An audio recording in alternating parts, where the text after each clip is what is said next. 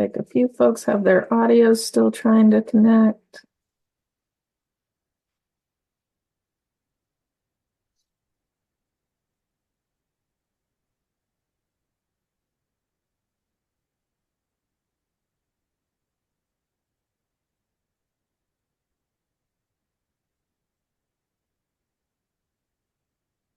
Hey everyone, thanks for being here.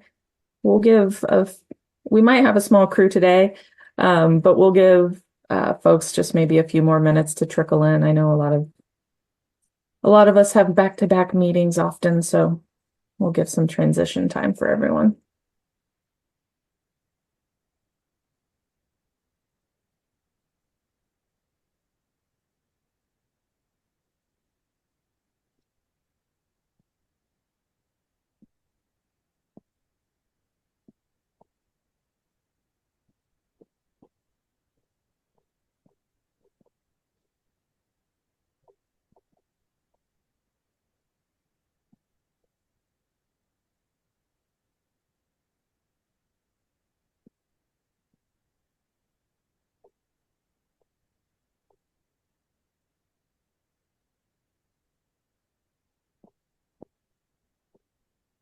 All right, well, I guess we'll go ahead and get started. Thanks for joining us. I recognize a few names, so thanks for being here again. It's always good to see familiar faces, and it's also good to have some new faces and names in here as well.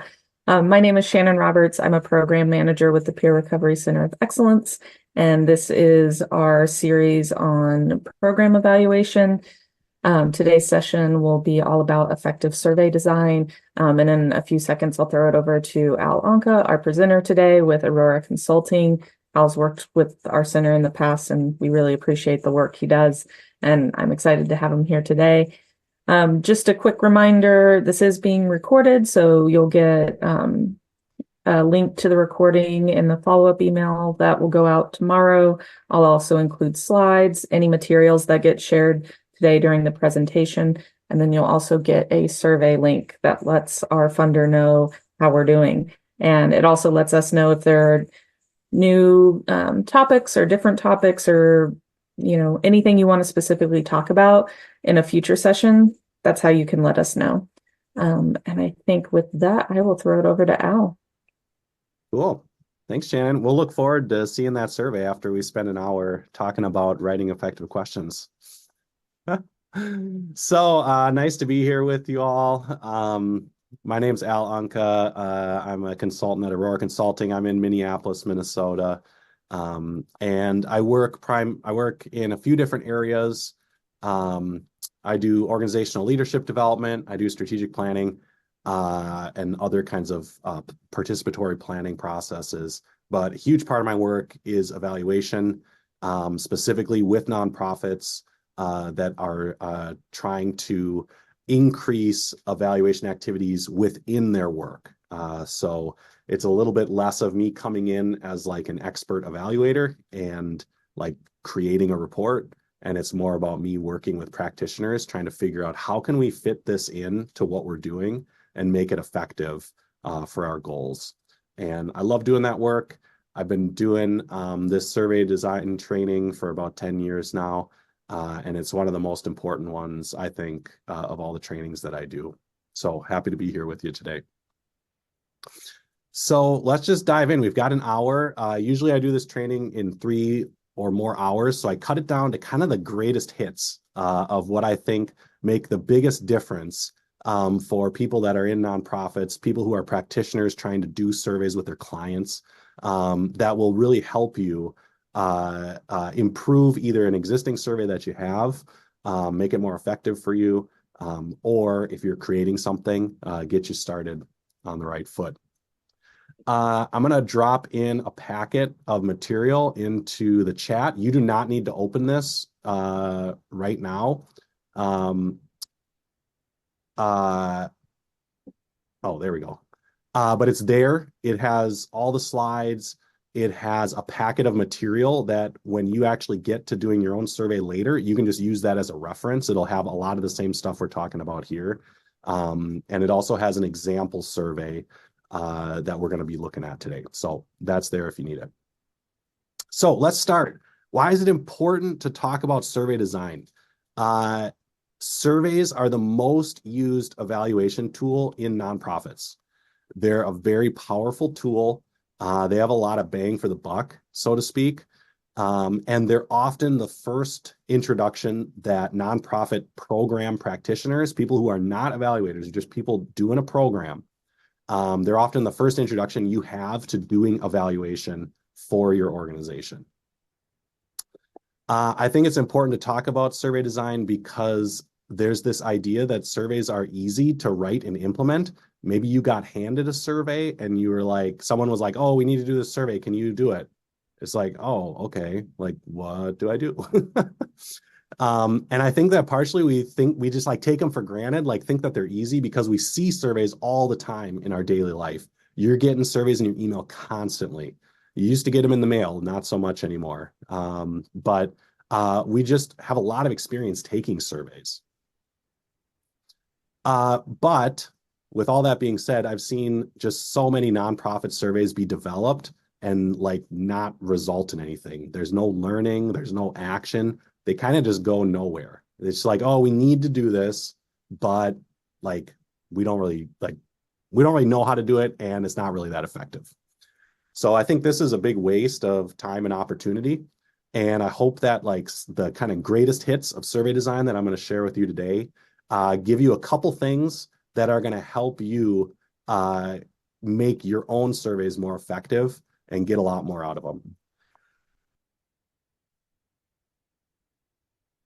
So let's start with what we're going to cover today. This is the survey design process, and it's got a lot of steps. You got to plan your survey. You got to build or write your survey. Hopefully you're testing it somehow. Easy, hard ways to test it, whatever. Then you got to distribute it to people. Then you got to get the data back and report on it. Then you got to figure out how you're going to use the results. And then maybe you start the cycle over again and say, okay, we did that for a year. Now let's think about what we want to do for the next year. Today, we don't have time to cover it all, but we're going to really focus on the first two because I think this is where the most problems get started creating effective surveys. So we'll talk about planning, and I'm going to give you a tool for that, and we'll talk about building, and that's also in the packet. So let's do this in chat, and I got to get my chat going here. So I'm going to type this in. I want you to think, I said before, we all have experience taking surveys. And you've probably gotten surveys in your email. There's probably ones where you're like, whatever, ignore, delete. There might be ones that you're like, oh, I'll click on this, like I'll take it. So I want you to think about yourself as a survey taker, someone who gets surveys and sometimes fills them out. And what causes you to do that? What do you like about completing a survey or about taking a survey? And I'm going to put this in the chat, and just think about that for a couple seconds and just type in anything you want, anything that you like about taking a survey, something that causes you to do it.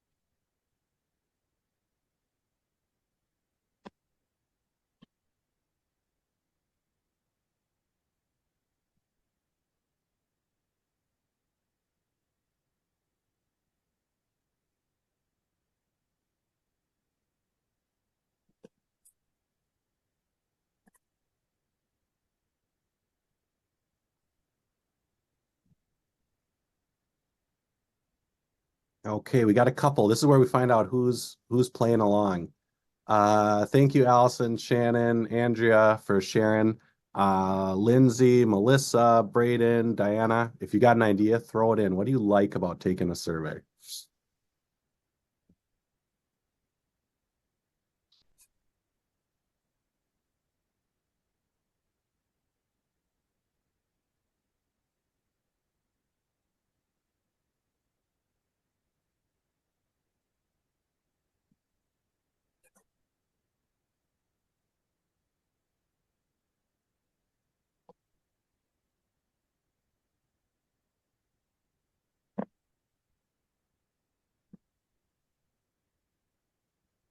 Cool. We got a lot of ideas. Now we're going to do the next one.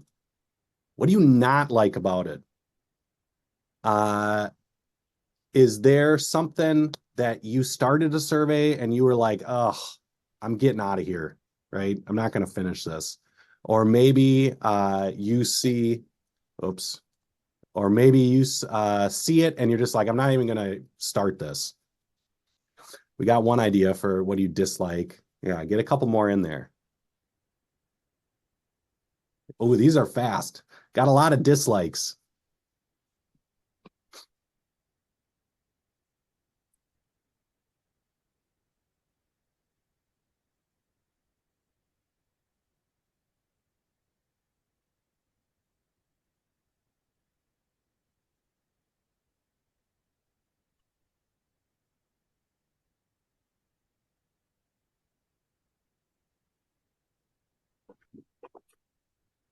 Okay. Oh, we still got the dislikes coming. This is good. Okay. So, let's look at a couple of these. What do you like about it? Shannon, I like being able to give feedback. That's good. That's what we want. If we're the survey maker, we want the survey taker to give us feedback, right? That's good.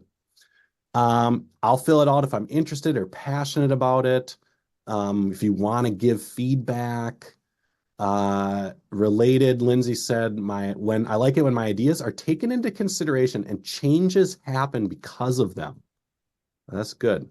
Yep, we would want that, right? That would make us feel good as the survey taker. Braden says supporting the potential use of the survey. Yep, you want to give that feedback, have it be considered, help out, right? Okay, Diana, you design and implement surveys, but I don't like to take them unless there's a clear idea why they want my feedback. Yes, good. Okay, what do we not like about taking surveys? Too long. If I can't tell how far along I am in it, which is about length, right? Unclear about purpose. Yeah, why am I answering these questions? What are you going to do with it, right? If it asks the same questions over and over again, I tried when I very early in my career, I didn't have a job and I tried to work at Dunn Brothers and they sent me like some kind of psychology assessment as part of the thing. And I was trying to answer the questions the way I thought they would want, in order to hire me. But then they kept giving me the opposite. And I was getting so confused about what I had said before. And anyway, I did not get hired, but they knew what they were doing. But a lot of times when you're asking the same question over and over again, it makes you feel like, wait, did the person who made this survey really like think this through? Right? Am I wasting my time? Right? Shannon, when it signs me up for promo emails, yes, it feels like the survey isn't really about getting feedback. It's more about just like getting you your contact information, right? I don't want to give that out. Let's see. Lindsay, when it just is, they didn't edit it. They didn't like spell things right and, make the questions work. You're reading it and you're like, wait, what? Like, you're asking me to do this, but it doesn't look like you did it. Allison, I don't want to type out my answers. Yeah, people hate typing and writing, right? So, if you have, this is a preview of the rest of this training, but if you've written a survey that's all essay questions, you've actually written an interview, right? That's not a survey. Okay, Andrea, last one. Asks to expand on your answer, or not sure I get that one, but It's asking, it keeps asking you for more. Cool. Great answers. So I like to do this exercise because even if you are not experienced in writing surveys, you have a lot of experience that can help you figure out what's going to make your survey work for your participants, right? And what have we learned so far? Don't make it too long. Make sure you spell check it, right? Don't ask the same question multiple times. Nobody wants to write essay questions. We already know all this stuff because we don't like it, right? But we also know that we do fill out surveys. There is hope. And so if you're writing a survey, if you can use some of the things that you like about taking surveys in order to update your own survey, then you can promote it. You can help people want to take it, right? So what does this all mean? A survey is a relationship, okay?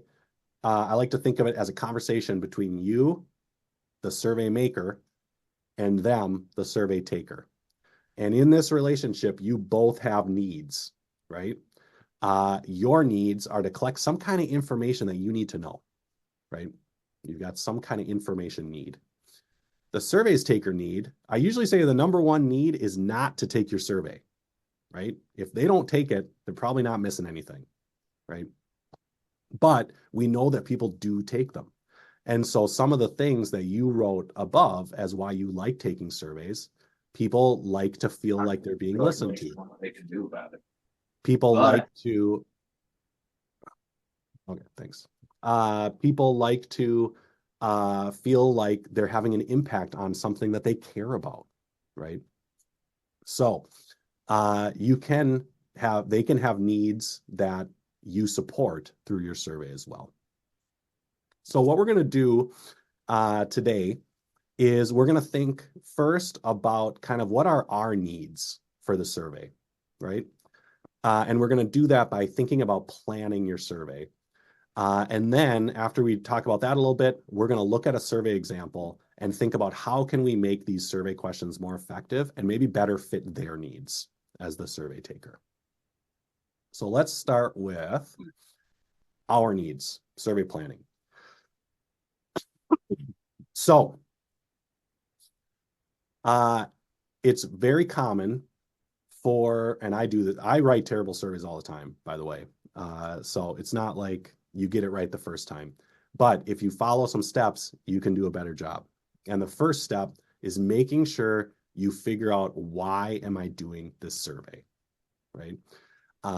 And everything afterwards is harder if you don't take this step of really focusing on like, what exactly is the purpose of this, okay? And so if you've ever just sat down and been like, oh, we need a survey, let's just start writing questions. Pretty soon you're like, whoa, now I have a ton of questions, or I don't even know what to ask. Like, what are we even trying to find out here? So spending a little bit of time on this at the beginning really helps. And I have a worksheet in the packet that you can look at later, but it's really only got 4 questions on it. And if you are a part of a team, if you've been handed a survey by someone else and said, oh, this is your responsibility now, if you're trying to create your own survey, the biggest difference that you can make is to schedule a 1-hour meeting with the rest of the people on your team and say, we need to answer these 4 questions first. Okay, it's not hard, but it really helps with the rest of the survey. And you can do this with an existing survey. You can say, oh, we got to review this, right? So the first question is, what do I need to know? This is your need. Why do you need to do this survey? This is the big picture purpose of your survey, and you don't want to lose sight of it. I encourage you, as you're thinking about what you need, to not think about what someone else needs. So like if you are doing the survey because you got a grant and you're like, we got to do evaluation. It's like, okay, cool. Like that's an audience for the results, right? But what do you need to know in order to give the right information to that audience, right? Do you need to know about the participant's experience? Do you need to know about the impact of the program? Do you need to know about demographics? Do you need to know stuff that's going to help you improve the program, right? What's the number one thing you need to know? The more you can focus, the better job you can do on your survey. If you have ever had a survey where you have a hard time figuring out what to ask about, if you feel like you have way too many things to ask about, if you just like literally don't know, like, what is this survey about? That's a clue that you need to spend a little bit more time on what do I need to know. Second, very important, who knows it? If I know what I need to know, but who am I going to get that information from, right? Who should you ask for information? They're the audience of your survey, right? So sometimes it's super easy, right? Sometimes you're like, well, we did a workshop and we want to get feedback about the workshop, so we'll give the survey to the workshop participants, right? Sometimes it's a little more complicated. I've done a lot of evaluation with school programs. I'm not giving a survey to first graders, you know, even though I want to know about the impact of the program on the students. The person that I ask is the teacher. They're the one that knows the students. They're the ones that are observing, right? The students aren't thinking at all about the impact of the program on them, right? It's not developmentally appropriate for them. So sometimes it's a little more complicated. Sometimes if you do a good job on your purpose, you might find out that you can collect information from you could just look up stuff on the internet to find out the answers to your questions. You might not need to ask anybody these questions, right? And then finally, this is where I think about this the most. Instead of thinking who knows it, when I start to think about what I need to know from the survey, I ask myself, okay, cool. That's what I want to know, but do they know it? Right?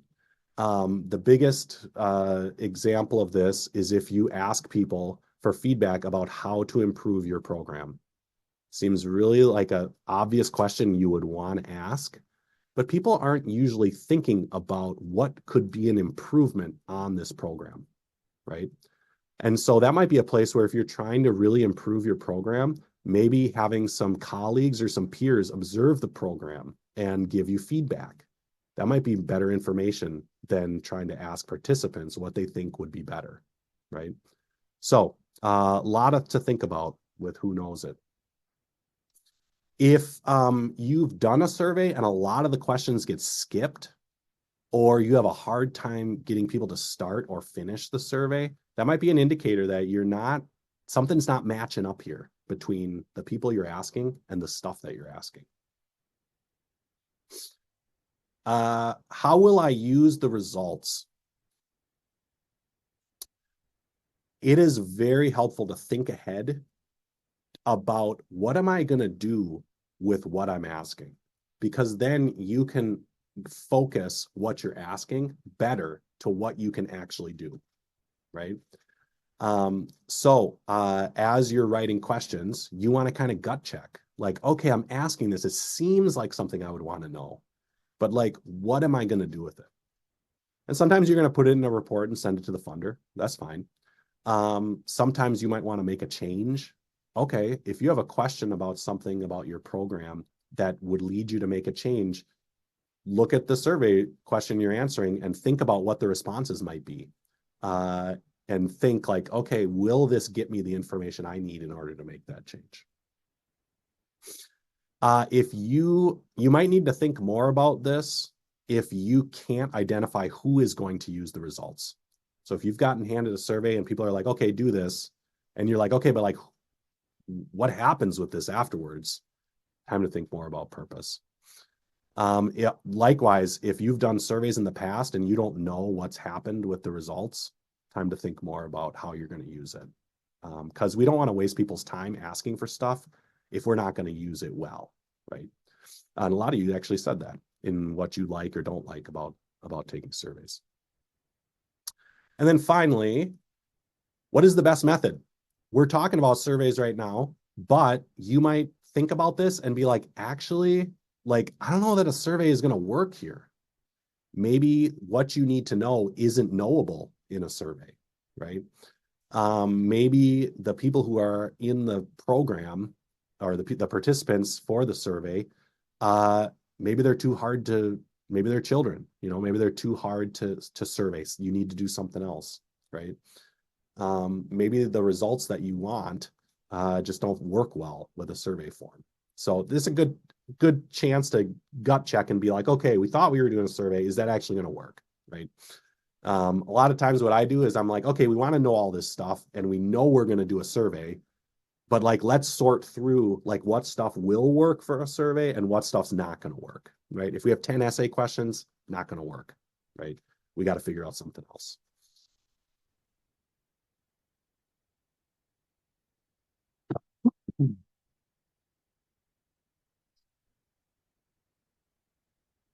So when you've thought through these questions, you're ready to start thinking about writing your survey. And a very helpful concept that I learned in grad school, learning about surveys, is the concept of tailored design.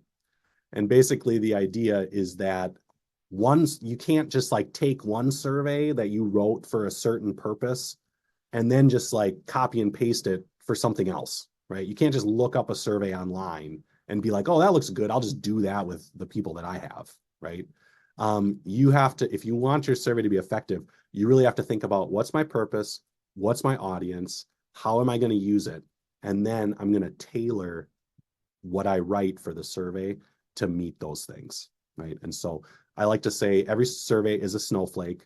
You got to think through this stuff every time. And the benefit of doing it is you get better results that make a difference, right? They make a difference for you and your work. So that's why it's worth it. Okay. That's greatest hit number one.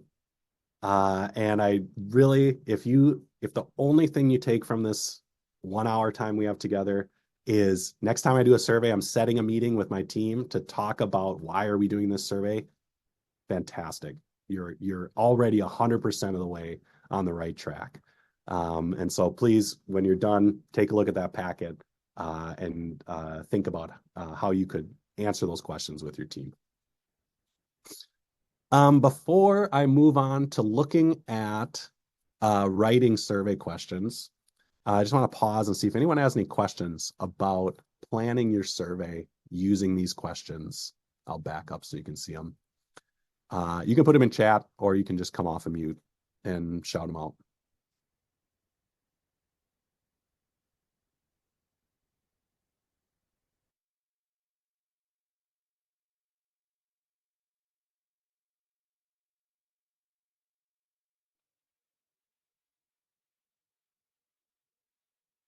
Okay, I'm going to keep going. If you do have questions, feel free to interrupt me, raise your hand. I've got chat open, so you can always go into chat too. So what I want to do is look at a survey example as a way to think about how to write survey questions. Okay. Everything that I'm going to go through, every tip that I have on these slides is also in the packet that I put in chat and you'll get afterwards an email. So as you don't have to remember all this stuff, but when you get to writing survey questions or reviewing your own survey, open up that packet and follow along, right? And as a fun surprise, I actually have a survey from a previous PRCOE workshop that someone submitted. I took their name off of it, but they said they were like, you can use this to, workshop some questions with the group. So we've actually got one that some of these questions might be very relevant to work that you're doing. So this is it. We got the Community Behavioral Health Organization, and this is their client satisfaction survey. Okay. You'll see a little bit more of it later. But what I want to do is go through this survey. This is a very typical survey that I see, and it has a lot of room for improvement. Okay. So we're going to go through it and kind of workshop the questions and talk about some of the best practices for writing survey questions as we go. So I'm curious if there's anything, just looking at this, do you have any gut reactions to this survey? Anything that stands out to you that you notice? Oh, Lindsay, yes. Um, how do I know if my treatment team works as a team? Like that's kind of a behind the scenes thing that I'm Yeah, not. definitely. So this is one where we might have to ask, who knows this? We want to know it. Like I understand why the person who wrote this survey, like it sounds like something they would want to know, right? How well are the counselors and treatment team working together? But it might not be something that the person receiving services actually knows, right?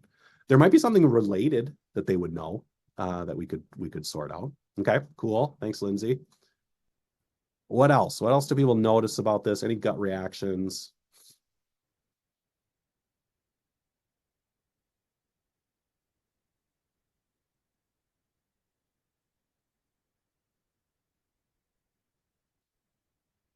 Oh, Diane's got one in chat. What does it mean that services help me reach my goals if they did not ask what my goals are? There are definitely program goals. Okay, so maybe there's some specific goals that you as the survey maker know about. If so, you could just ask about those directly, right? So to me, this seems really like somebody on the clinical side wrote this because like my treatment option, I would never say my treatment options were explained to me, like as a person receiving services, right? That's not how I would describe it. Yeah. Just making it in a more like user-friendly language. Yeah, that might be the case, what you said. Usually what I see is people took the grant proposal outcomes and basically just like copied and pasted them into a survey. And then the biggest thing I notice about this survey is that it's a strongly agree to strongly disagree scale for every question. And that's what we're going to talk about first. And that to me is like one of the first things I notice when I see someone's survey that we're going to improve is like what is the scale and the type of questions. There's actually no questions on this survey. There's only statements, right? And we want surveys to have questions on them, right? Because we're asking questions. I'm actually not too mad about this survey. Like every question, like I kind of get why they ask it and like what the point is. So that's part of the reason I like using this survey as an example, is because like it's got a lot of good stuff there. We just need to kind of like make it work better, right? So let's go through it. And I'm going to keep asking questions. So if you're willing to share, please just come off a mute or go on chat. Lindsay hated taking these surveys. So Lindsay, why'd you hate it? What do you hate about it? It was always the same. Like they gave me the same survey, like every time you go there, which gets annoying because it gets old, right? And then if you see multiple providers, they're all giving you the same surveys. And you're like, this is ridiculous because nothing ever comes from it. Yeah. Yeah, I definitely. think I think too, I'll just add on to Lindsay. It's like, I don't know, when I'm engaging in services and then I get a survey about the services, I'm like, okay, did you just completely forget that I'm here for help? Like, I don't like this seems completely tangential and it almost seems like not in line with the service I'm there, or it's like all of a sudden I don't matter anymore as a consumer. Like, Mm, you just care about your outcomes. yeah. Or, I mean, this is a very managerial survey. Right. Seems like it's about the counselor, you know, um, which, it sounds like these are the goals for counselors. Right.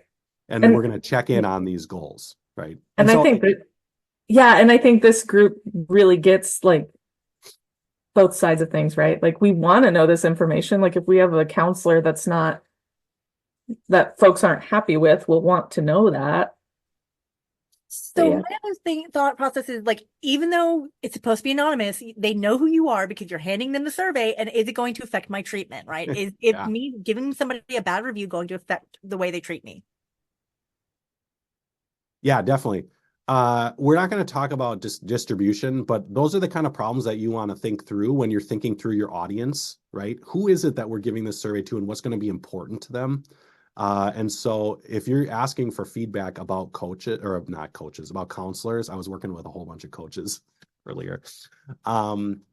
You might not want to have them hand it back, right? Maybe you want to email them afterwards, and really emphasize that like this is anonymous, right?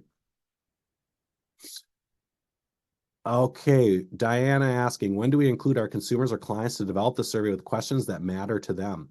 That's a good question. If so, I said before, like a survey is a relationship between the survey taker and the survey maker, and both of those sides have needs. If we are too far onto our needs, then we can be exploitive, right? We're asking without giving, right? If we're too far on the taker's needs, we might not get what we need. And then the whole point of the survey is like, there's no point to it at all, right? We're just like giving them something that they don't need to spend time on. But if you've created a survey, doing a test run with some consumers or clients and like having them kind of like take the survey and give you feedback about it is a great way to test your survey, right? You'll find out what they understand, what they don't understand, if they're concerned about anything. Okay, let's go through. I want to get to some question examples because I think this is where stuff really hits home for people. So biggest thing I notice, they're using a strongly agree to strongly disagree scale. This is called a Likert scale. It's a very specific type of scale. It's one we see all the time, and I think people use it because they're like, oh, this is normal. We use this kind of thing. But it actually has a very specific purpose that if you are a researcher and you know how to do it, fantastic, go for it. If you are not a researcher and you don't know what a Likert scale is, I almost 95% of the time recommend that you do not do this. One of the reasons people like it is because I can just write these statements straight from our counselor goals and then have people agree or disagree with them. But it's not very pleasant and it's just harder. It's harder to answer these questions. We can do a better job. So whenever I see these scales, I'm like, okay, we're going to flip these. So let's talk about what I mean. So, oh, sorry, I got one more slide. Another way that, to me, this scale kind of like shows its problems is one of the things when I'm writing surveys I like to do is think about how I'm going to report the results. Like when I get the results for this question, what's the sentence going to be like in the report? And does it make any sense, right? And so for this one, treatment options are explained to me in a way that I can understand. The way we're going to report this is, I just made this up, obviously. 55% of clients strongly agreed that the treatment options were explained to them in a way that they could understand. It's okay, 10% of clients disagreed or strongly disagreed that the treatment options were explained to them in a way that they could understand. Kind of clunky. And it's just like, it takes a lot to to give this response. And it doesn't feel like something you would put on your website, right? If you were asking about the impact of the program and you want to come up with a good, hard-hitting communication feedback, this is not that, right? It just sounds kind of boring. So let's see what we can do. The problem with these is that we are asking about one thing and then rating it with a different thing. Okay. And so when you're asking a survey question, you're trying to understand what we call a construct. There's something you're trying to measure, right? And so for this top one, we're trying to measure satisfaction. That's what we want to know. I was satisfied with my service, right? But we ask about agreement. Okay. So we're asking people to cognitively make a shift between two different constructs, satisfaction and agreement, right? Much easier, much clearer, much more conversational to ask about a construct and rate it using the same construct. And we call this matching your question to your scale. And so here's an example. Instead of I was satisfied with my service, strongly agree, we would say, were you satisfied or dissatisfied with your service? And then you would rate your satisfaction, right? Very satisfied, somewhat dissatisfied, very dissatisfied.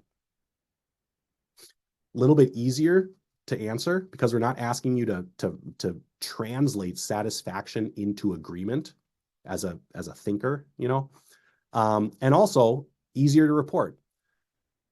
55% of people said they were very satisfied with their service, right? We're not trying to have people understand what agreement with satisfaction means. And that's something you could see putting on your website, right? Putting in a grant report. So let's look at the one we got here. Treatment options. Let's do this one. Treatment options are explained to me in a way that I can understand.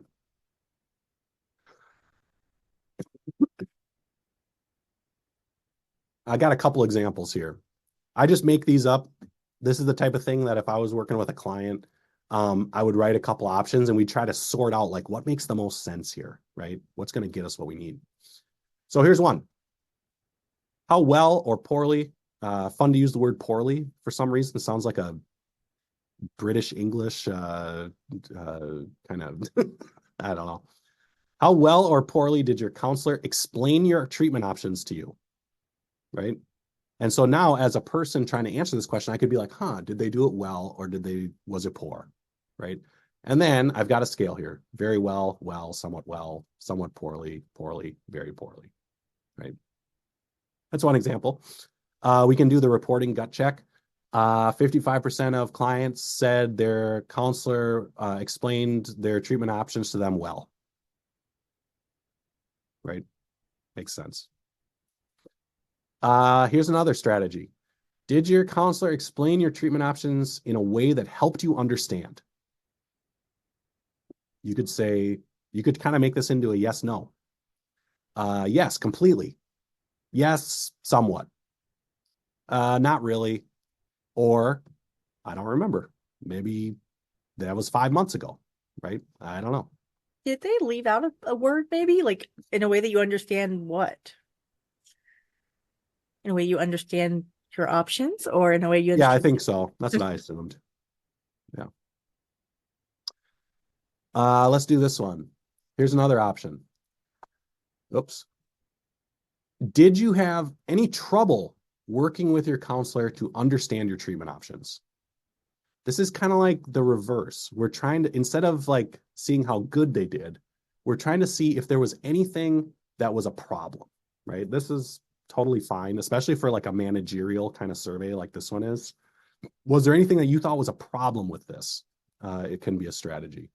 So some ideas are no trouble, some trouble, a lot of trouble. I don't remember. These ones feel, you know, who knows how good these questions are. You could decide for yourself if you like one best or not. But these feel a little bit more conversational, which is good, right? Feel a little bit easier to understand. They're written as questions, which is good, right? And the scale matches the question, right? So in this one, the scale is how well or poorly. In this one, it's basically just a yes, no, right? And in this one, we're measuring trouble. How much trouble did you have with this? With no trouble being good, right?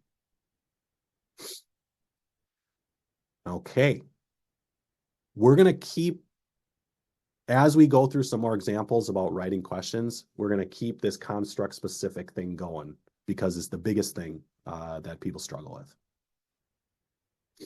Okay. So when you're doing a survey, we want to ask a question. We want to avoid giving commands or statements. Commands are not polite. If we're having a conversation with someone and we want to find out about them, we don't say age, right? We would ask them a question. How old are you? What is your age, right? As we saw before, everything is a statement, in our example survey. And statements kind of dare you to disagree with them, right? It's kind of like, oh, this is the good stuff, but do you disagree? And again, it's not conversational. It's not asking a question. It's not open-ended. And so we always want to make sure we have question marks on our surveys. So let's look at an example. My input is reflected in my treatment goals. Sounds kind of aggressive. Like it better be, not conversational. Let's see if we can come up with a better one. All I did with this one is just flip it straight into a yes/no question, right? Is your input reflected in your treatment goals, right? I think we could do better with this one, but even this is more pleasant for the survey taker to do. And for you all, as if this is a managerial survey, maybe you don't need strongly agree to strongly disagree on this one. Maybe just knowing the percentage of people that say yes or no is enough, right?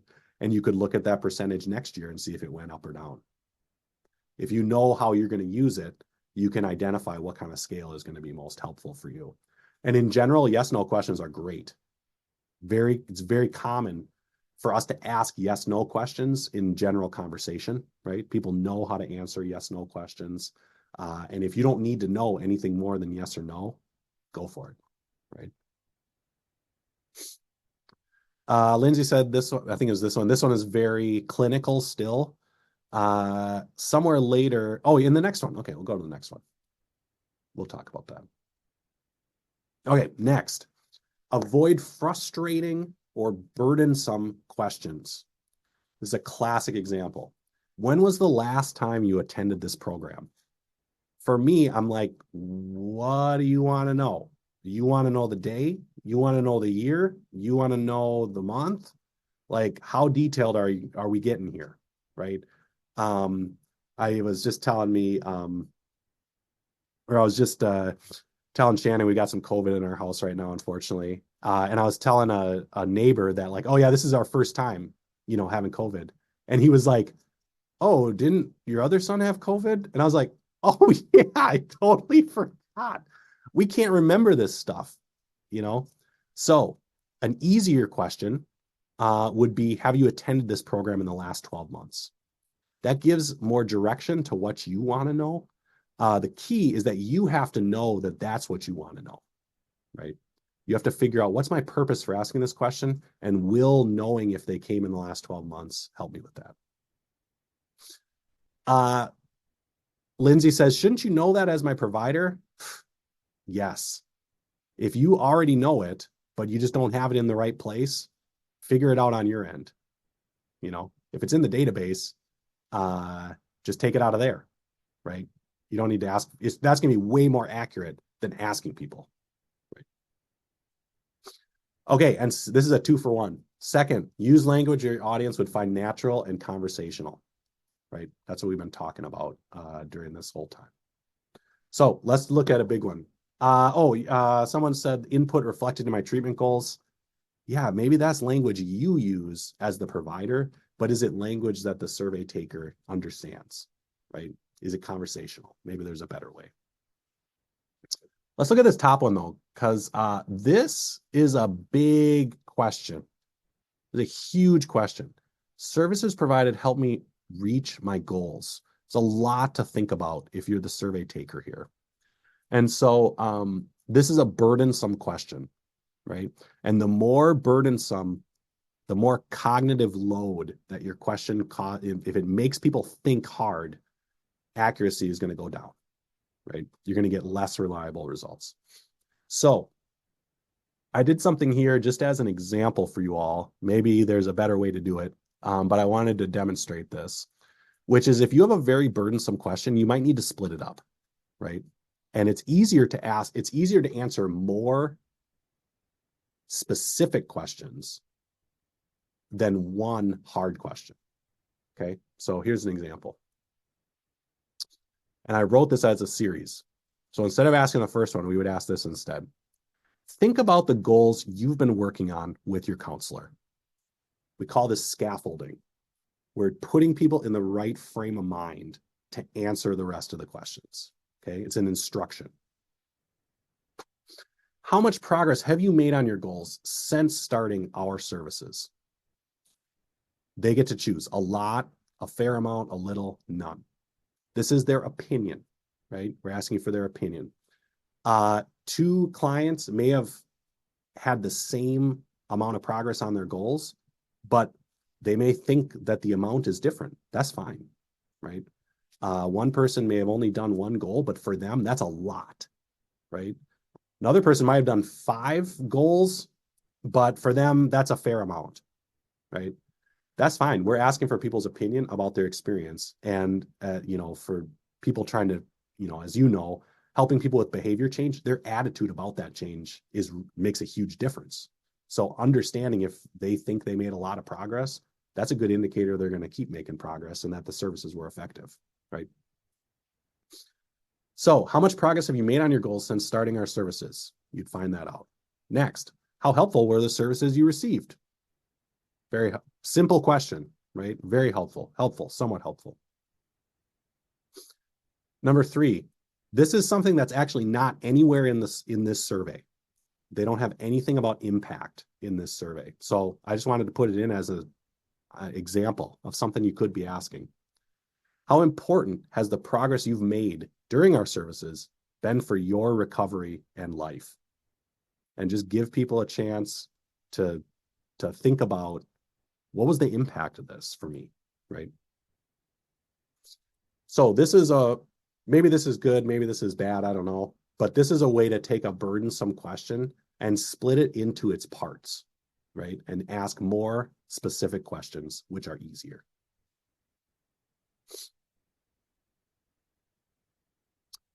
Okay, we got about 8 minutes left. We're going to make it, but I want to get through a couple more. Be specific. We want to be as specific as possible, right? We did that in the last one.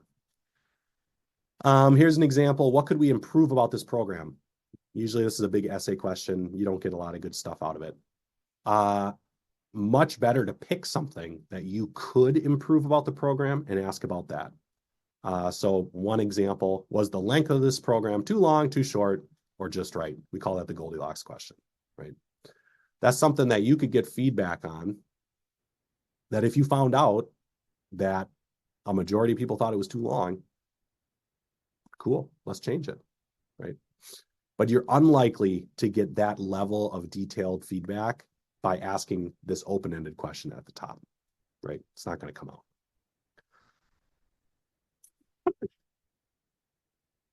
Here's an example. When I have questions about my treatment or available resources, my counselor helps me find the answers. Kind of a long statement. Let's see what we can do here. Did you have any important questions about your treatment that your counselor was not able to answer? So this is kind of like a gut check question, right? Was there anything that you really wanted an answer to that you just didn't get, right? Again, kind of a managerial question. Another option, was your counselor helpful or unhelpful finding answers to your questions, right? So for this one, the construct is helpfulness. And so we have a scale about helpfulness. Very helpful, helpful, somewhat helpful, not helpful.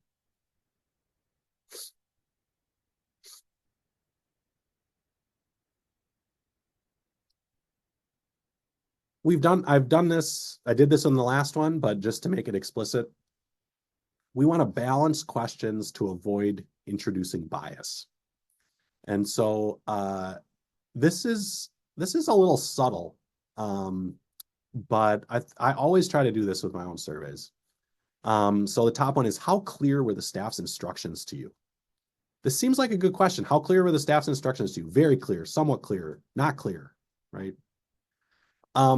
But one of the things we subtly do, and especially this survey, is we write everything in the positive, and then it feels like you're contradicting the survey by saying no. Okay.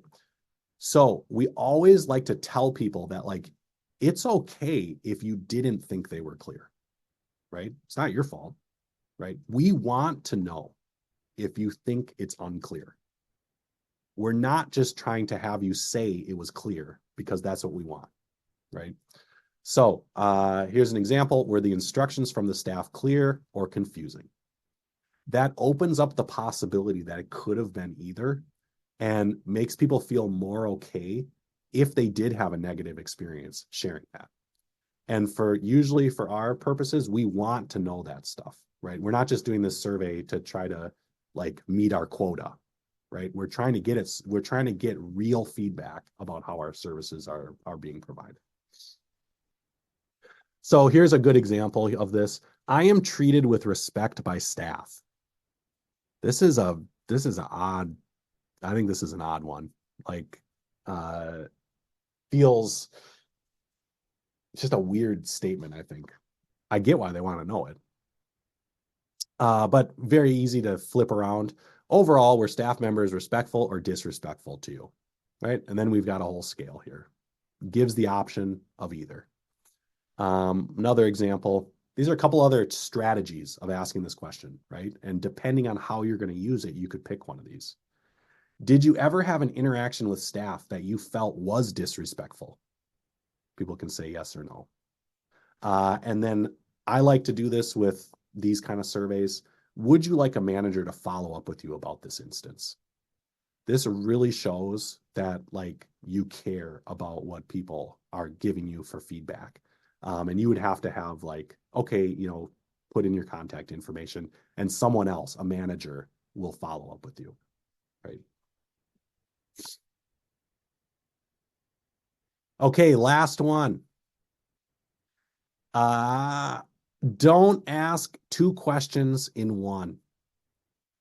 How quick and easy was registration?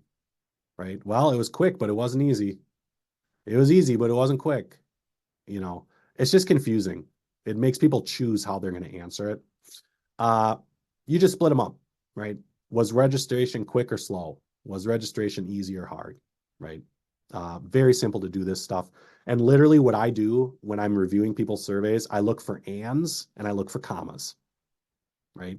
We don't want ands and commas in our survey questions because you're giving people more than one thing to focus on. This survey did pretty good on that one, but we did have my counselor and others involved in my care work as a team. So this is one that has an and in it. And all I did was be like, we can just clean up the writing here. We can just make this simpler, right?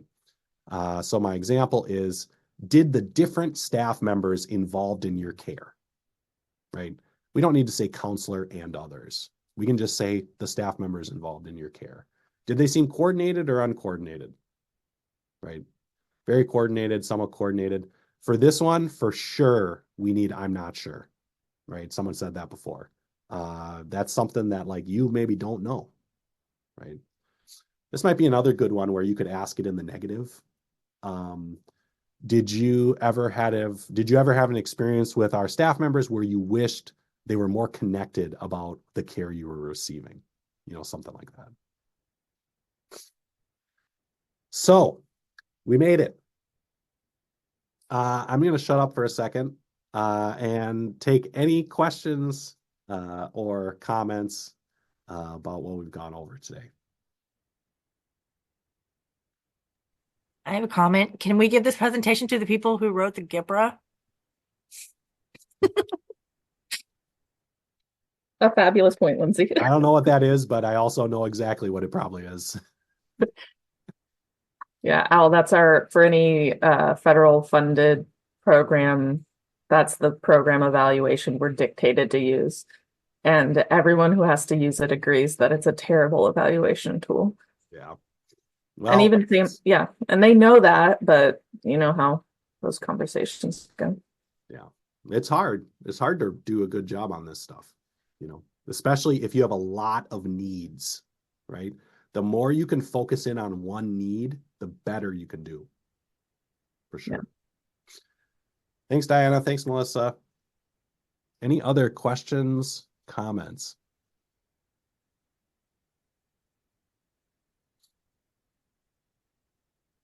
think I want to respect everyone's time. I know it's the top of the hour, so I have to go. You'll get all of this in a follow-up email. But I just want to plug next month's will be on process evaluation. So a lot of times when we talk about evaluation, we immediately think of outcomes, but process evaluation, we can start thinking through how to measure the efficacy of the activities we're putting in place in between the start and finish. And that will be on February 27th. And I'll put the link and all that in the follow-up email. And it's always on our website too. Cool. Thank you all for having me. Good luck with your surveys. I hope the resources are helpful, and nice to be with you. Awesome. Thank you so much, Al, and thank you, everyone.